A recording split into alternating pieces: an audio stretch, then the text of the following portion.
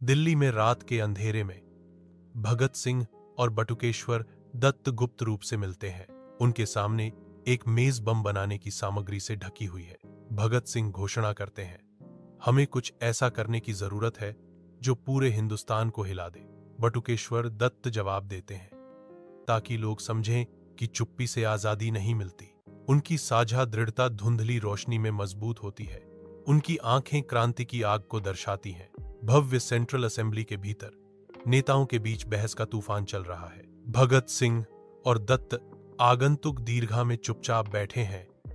उनके भाव गहन हैं, क्योंकि वे नीचे के दृश्य को देखते हैं। जैसे ही बिल पास होता है, भगत सिंह और दत्त उठ खड़े होते हैं। उनकी आंखें दृढ़ संकल्प से चमक रही हैं। अराजकता फैलती है, क्योंकि भगत सिंह और दत्त बम फेंकते हैं। विस्फोट के बाद सेंट्रल असेंबली धुएं और दहशत से भर गई है। अराजकता के बीच भगत सिंह दृढ़ता से खड़े हैं, चिल्ला रहे हैं, इनकलाब जिंदाबाद। दत्त उसके बगल में खड़ा है, अडिग, गूंजता हुआ। साम्राज्यवाद का पतन हो, पर्चा गिरता है, संदेश ले जाता है।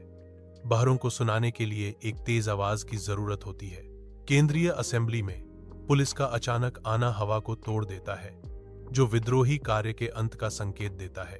भगत सिंह और दत्त खड़े हैं, पुलिस के आने का इंतजार कर रहे हैं। एक पुलिस अधिकारी चिल्लाता है, तुमने यह क्यों किया? भगत सिंह की आवाज गूंजती है, ताकि देश सोता न रहे, दाता की उसे याद रहे कि कुछ युवा अभी भी जीवित हैं। सभा देखती है, उनके चेहरे सदमे और विस्मय के मिश्रण से अंकित हैं, जैसे इतिहास उनके सामने खुल रहा है। अपनी जेल की कठोर सीमाओं के भीतर भगत सिंह किताबों में डूब जाते हैं। उनका दिमाग क्रांतिकारी विचारों से धधक रहा है। वह गुस्से से लिखता है, अवज्ञा की चिंगारी को पकड़ता है, जो जल्द ही अदालत में भड़क जाएगी। कचहरी में भगत सिंह ऊंचे खड़े हैं, बुद्धि का प्रतीक, जो ब्रिटिश साम्राज्य की ताकत को चुनौती देते हैं। उनके अपने कानूनों के साथ उनकी आवाज दृढ़ विश्वास के साथ गूंजती है। उनके कानूनी ढांचे को उनके खिलाफ मोड़ती है, औपनिवेशिक शासन के पाखंड को उजागर करती है। प्रत्येक सुनवाई उनकी बौद्धिक विद्रोह का मंच बन जाती है। उत्पीड़न के सामने ज्ञान की शक्ति का प्रमाण। भारत के विशाल परिदृश्य में भगत सिंह के नाम की फुसफुसाहट दिल और दिमाग को प्रज्वलित करती है।